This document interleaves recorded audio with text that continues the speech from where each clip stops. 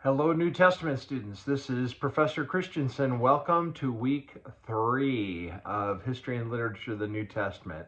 Week 3 is going to start on Monday, May 25th, and we're going to end week 3 on Sunday, May 31st.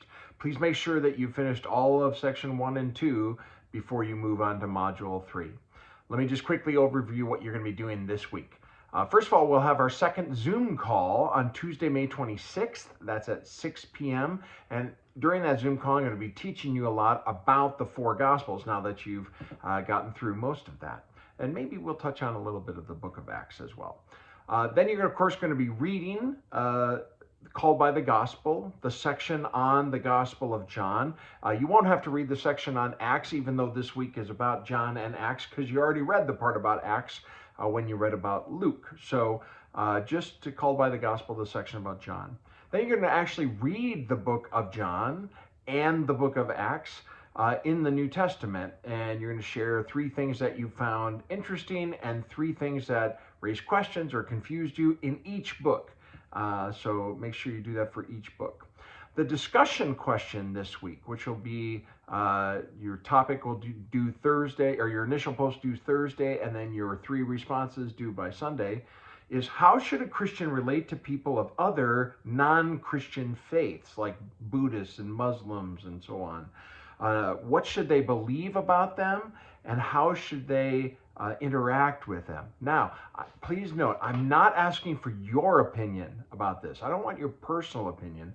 I want you to give an opinion based on the Gospel of John and the book of Acts. There's a lot of verses in both John and Acts that could speak to that question. So again, I'm not looking for your personal opinion. I'm looking for what those sections of the New Testament might say to answer that question. So make sure you read the books first before you do the discussion question. All right, then there's some videos to watch. There's a short little video this week on the missionary journeys of Paul. You don't have to write anything about it. It's just a few minutes long, but it'll help kind of concrete in your mind what the missionary journeys that happen in the book of Acts look like. The bigger video you're going to watch this week is really interesting. It's called Evidence for the Resurrection. It's a short lecture given by William Lane Craig, who's a well-known Christian apologist and philosopher. And he outlines reasons for why he believes in the validity of the resurrection of Jesus. And so basically what you're going to do is listen to his lecture.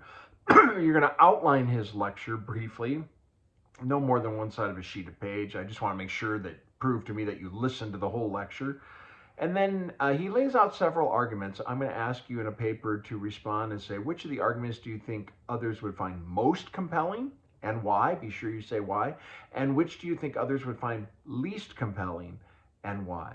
Okay. Again, I'm not really looking for your personal opinion on these issues. I don't care if you agree with all of them or with none of them.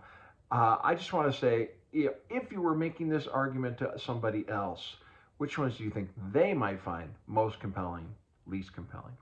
And then the last thing you're going to do is do some additional reading. You're going to read from one of my favorite guys this week, Mark Allen Powell. He's a good Lutheran New Testament scholar, and I've got a little section of part of one of his books on John and a section from the book of Acts, and you're going to look over that and just share some things that you learned with me.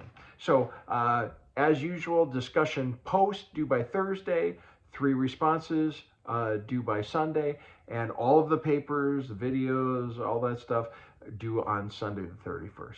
If you have any questions, as always, anything, just email me, text me, call me. I'm here to help you guys, okay? Hope you continue to enjoy the journey.